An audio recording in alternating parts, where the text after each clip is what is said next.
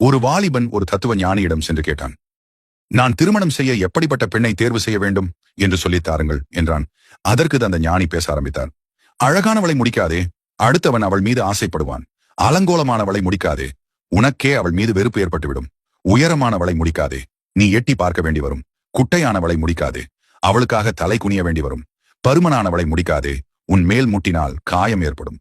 மெலிவானவளை முடிக்காதே, உன் கண்ணுக்கு அவளை காண மாட்டாய். படிக்காதவளை முடிக்காதே, நீ கூறுவதை அவள் புரிந்து கொள்ள மாட்டாள். படித்தவளை முடிக்காதே, உன்னிடம் விவாதத்துக்கு வருவாள். பணக்காரியை முடிக்காதே, எடுத்ததற்கெல்லாம் எனது பணம் என்பாள். ஏழையை முடிக்காதே, உனது மரணத்தின் பின்னர் உனது குழந்தை சிரமப்படும். கோபக்காரியை முடிக்காதே, உன் வாழ்க்கை நரகமாகிவிடும். அனைத்தும் தெரிந்தவளை முடிக்காதே, உன் பணத்தை கரைத்து விடுவாள். ஒன்றும் தெரியாதவளை முடிக்காதே, நீ வீட்டு வேலைக்காரனாகி விடுவாய். ஆர்ப்பரிப்பவளை முடிக்காதே, ஒரு பூச்சிக்கும் ஊரை கூட்டி விடுவாள்.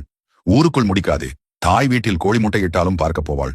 தூரத்தில் முடிக்காதே, உன் வாழ்க்கை பிரயாணத்தில் கழியும் என்று உபதேசித்தார். இறுதியாக அந்த வாலிபனிடம் எப்படிப்பட்ட பெண்ணை தேர்வு செய்ய வேண்டும் என்று கூறினார். வாழ்க்கை துணையை தேர்வு செய்வது புது ஆடை வாங்குவது அல்ல, அது ஒரு வாழ்க்கை பயணம். நீயும் அவளும் சேர்ந்து வாழ்க்கையை பயணிப்பது. அழகு அழிகிறது, பணம் போகிறது, கல்வி கூட வாழ்வில் எல்லாவற்றிற்கும் தீர்வு தராது. ஆனால் உன்னை உண்மையாக புரிந்து கொள்ளக்கூடியவள், உன் சிரிப்புக்கு பின்னால் உள்ள வேதனையையும் உணரக்கூடியவள், உன் நிலை கெட்டாலும் உன்னை பின்தொடரக்கூடியவள், அவள்தான் உனக்கேற்ற வாழ்க்கை துணை. அவளை தேடு, விழிகளால் அல்ல, உன் உள்ளம் உணரும் உணர்வால் தேடு.